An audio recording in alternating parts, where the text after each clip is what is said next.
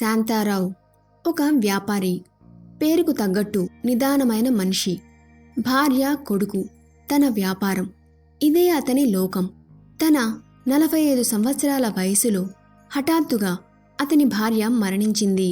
శాంతారావు బంధువులు, స్నేహితులు తనని 2వ వివాహం చేసుకుని స్థిరపడమని ఎన్నో విధాలా చెప్పి చూశారు.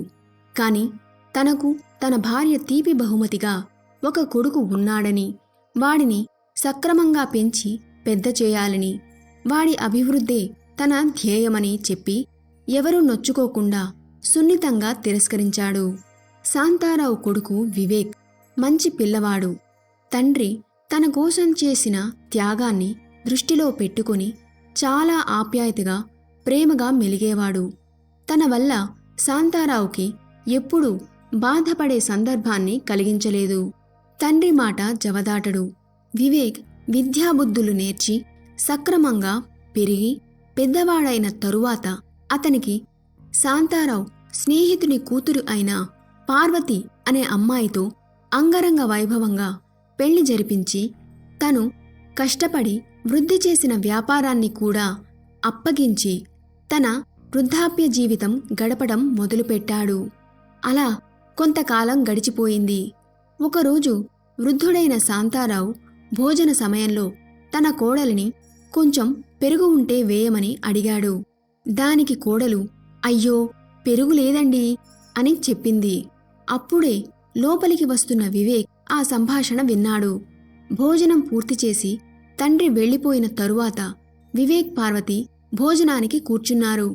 వారి భోజనంలో సరిపడినంత పెరుగు ఉండడం వివేక్ గమనించాడు. భార్యను ఏమీ అనలేదు. మౌనంగా వ్యాపారానికి వెళ్ళిపోయాడు. కాని వివేక్ పనిమీద మనసు లగ్నం చేయలేకపోయాడు. రాత్రి పగలు తన తండ్రి అడిగిన ఒక కప్పు పెరుగు విషయమే మనసులో తొలుస్తున్నది. తన కోసం తన తండ్రి చేసిన త్యాగం, ప్రేమతో పెంచిన తీరు, కష్టపడి వృద్ధి చేసి అందించిన, వడ్డించిన విస్తరిలాంటి వ్యాపారం అన్నీ ఒక్కొక్కటిగా గుర్తుకొచ్చాయి. తన తండ్రి జీవితమంతా చేసిన కష్టం ఒక కప్పు పెరుగును కూడా ఇవ్వలేకపోయిందా అనే బాధను తట్టుకోలేకపోయాడు. తండ్రికి ఇప్పుడు ఇంకొక వివాహం చేస్తే ఆ భార్య అతని బాగోగులు బాగా చూసుకోగలదు. కాని ఇప్పుడు తండ్రి పెళ్లి అంటే ససేమిరా ఒప్పుకోడు. అలా అని భార్యను దండించితే మనస్సు మారుతుందన్న నమ్మకం కూడా లేదు. ఎంత ఆలోచించినా మార్గం తోచలేదు. చివరకు ఒక నిర్ణయానికి వచ్చి వివేక్ మరుసటి రోజు వేకువజామునే తన భార్యకు తెలియకుండా తండ్రిని వేరొక ఊరు తీసుకుని వెళ్ళి అన్ని సదుపాయాలు ఏర్పరిచి తండ్రిని అక్కడే ఉంచి తిరిగి వచ్చేశాడు. మామగారు అంత హఠాత్తుగా ఎక్కడికి ఎందుకు వెళ్ళాడో పార్వతికి అర్థం కాలేదు. భర్తను అడిగింది. కాని తనకు కూడా తెలియదని చెప్పడంతో ఆలోచనలో పడింది. ఒక వారం గడిచిపోయింది. మామగారి విషయం తెలియడం లేదు. భర్తని అడిగే ధైర్యం చేయలేకపోయింది. సహజంగానే ఆతృత పెరిగింది. ఆ రోజు ఉదయం భర్త వెళ్లిన తరువాత ఏదో పనిమీద గుమస్తా ఇంటికి వచ్చాడు. పార్వతి మామగారి గురించి ఆరా అడిగింది. ఏమి జరిగిందో తెలియదుగాని పెద్దాయనగారు పెళ్లి చేసుకోబోతున్నారని, ఏర్పాట్లు పూర్తయ్యాయని, వ్యాపారాన్ని కూడా తనే చూసుకుంటారని, ఆయన కొత్త కాపురం ఈ ఇంట్లోనే ఉంటారని, మీరు వివేక్ బాబు మీ కాపురాన్ని ఒక అద్దె ఇంటిలోకి మార్చబోతున్నారని అందరూ చెప్పుకుంటున్నారని వివరించాడు. గుమస్తా చెప్పిన విషయం విని నివ్వెరపోయింది పార్వతి. ఒక్కసారిగా కంటి ముందు తన భావి జీవితం కనపడింది.